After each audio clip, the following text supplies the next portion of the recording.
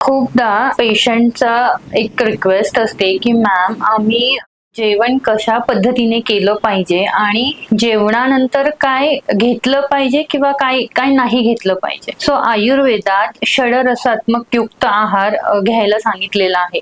माझ्या मते जेवढं आहार शास्त्र आयुर्वेदात वर्णन केलेलं आहे तेवढं कुठल्याही शास्त्रात केलेलं नसेल. सो आयुर्वेदात जेव्हा आहार घ्यायला सांगतात तो षडरसात्मक आहार तुम्ही घेतला पाहिजे असं म्हटलेलं आहे. षडरसात्मक आहार म्हणजे काय? मधुर, आम्ल, लवण, कटू, तिक्त, कषाय हे जे 6 रस आहेत ते रसयुक्त आहार तुम्ही घेतला पाहिजे. म्हणजेच काय तर गोड, आंबट, खारट, तिखट, तुरट, कडू अशा रस असलेले पदार्थ तुमच्या जेवणात रोजच्या जेवणात आले पाहिजे. तर त्याआधी सर्वात तुम्ही घ्यायचा जो रस असतो तो मधुर रस. आपल्याकडे जनरली संकल्पना असते की जेवण झाल्यानंतर काहीतरी गोड पदार्थ खाल्ला पाहिजे, जसं की गुळाचा तुकडा किंवा गुलाबजाम किंवा शिरा हा जेवण संपल्यानंतर घेण्याची प्रथा आहे. पण हे योग्य आहे का? आयुर्वेद काय सांगतं तर नाही. आयुर्वेद सांगतं की जेवणाच्या आधी तुम्ही मधुर रस घेतला पाहिजे. का? त्याचं कारण असं, कारण आपल्याला जेव्हा भूक लागते, आपली जी जेवणाची वेळ झालेली असते तेव्हा आपली डायजेस्टिव्ह फायर ही खूप जास्त वाढलेली असते. म्हणजेच आपला हा अग्नी हा वाढलेला असतो. तर त्यावेळेस आपण मधुर आहार जर घेतला, मधुर रस युक्त आहार हा जड असतो पचायला, तो जर घेतला तर त्याचं पाचन खूप चांगलं होईल. म्हणून सर्वात आधी मधुर रस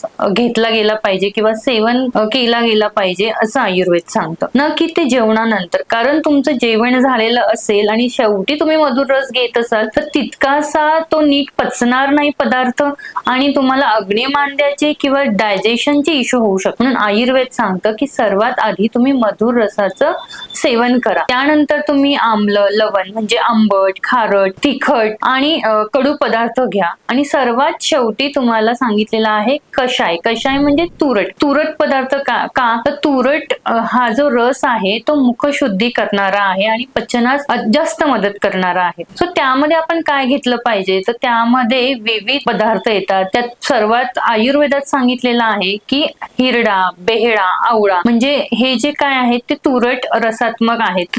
ते घेणं कधी कधी आपल्याला शक्य होत नाही किंवा कधी आपल्याला ते पचनी पण पडत नाही की आपण हिरडा कसा खावा. तर त्याचं चूर्ण मार्केटमध्ये मिळतं, तर हाफ टीस्पून चूर्ण तुम्ही पाण्यात टाकून घेऊ शकतात. किंवा सोपा उपाय म्हणजे जे काय नागवेलचं पान किंवा जे पान खाण्याची पद्धत आहे जेवणानंतर, तर ते जरी तुम्ही सेवन केलं तरी कषाय रसात्मक आहार घेतल्यासारखं होईल. सो जेवणानंतर प्रत्येकाने रोज जर का कषायुक्त पान म्हणजे कषाय रसयुक्त जे विडा आहे, त्याला विडा देखील मराठी लँग्वेज मध्ये म्हणतात, तर तो जर तुम्ही घेतला तर आपलं पचन नक्कीच चांगलं होण्यास आपल्याला मदत होणार आहे. हे झालं की खाण्याची पद्धत कशी असायला हवी. बट खाल्ल्यानंतर, जेवण झाल्यानंतर कुठल्या गोष्टी अवॉइड करायचा हे देखील आयुर्वेदात नीट वर्णन केलेलं आहे. त्यासाठी पहिली जी गोष्ट आहे ती म्हणजे की जेवणानंतर तुम्ही लगेच शतपावली करायची आहे, बट एक्सरसाइज करायची नाही. कारण आपलं जे सर्क्युलेशन आहे ते डायजेशन साठी लागणार ते रिव्हर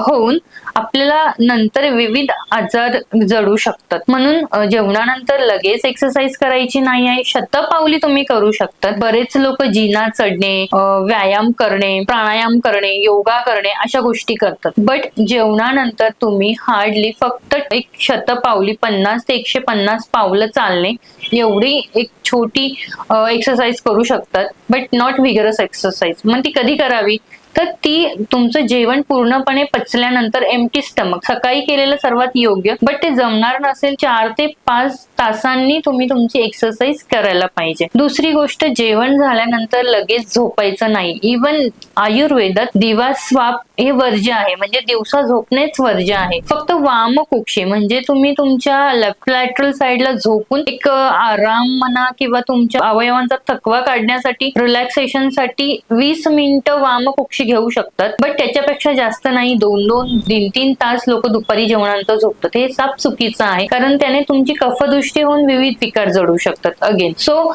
तिसरं की बरेच लोक गोड पदार्थ खाणे, फळाहार घेणे ह्या पण गोष्टी करत असतात, तर ह्या पण तुम्ही टाळल्या पाहिजेत. देन जेवणानंतर खूप सारं पाणी पिणे हे पण चुकीचं आहे. ते पाणी सुद्धा तुम्ही अवॉइड केलं पाहिजे. इन बिटवीन जे सिप वॉटर जेवणात घेणे किंवा जेवणाच्या आधी पाणी घेणे ते चालू शकतं, पण जेवणानंतर लगेच 1-2 ग्लास पाणी पिणे हे चुकीचं आहे. त्यामुळे तुमचं डायजेशन डिस्टर्ब होऊन आहार पचन नीट होणार नाही आणि मग परत डायजेस्टिव्ह फायर लो होणे किंवा अगदी मांदे होणे हे विकार जडू शकतात. तर अशा ज्या काही गोष्टी आहेत जेवणानंतर त्या टाळायच्या, त्या तुम्ही जर टाळल्यात आणि आहार हा षडरसात्मक आणि सिक्वेन्सने नीट घेतला तर नक्कीच तुमचं डायजेशन चांगलं होण्यास मदत होईल. धन्यवाद. तुम्हाला अजून असे काही व्हिडिओ जाणून घ्यायचे असतील तर कमेंटमध्ये नक्की कळवा की कुठल्या टॉपिकवर तुम्हाला व्हिडिओ बनवून हवा आहे. थँक्यू.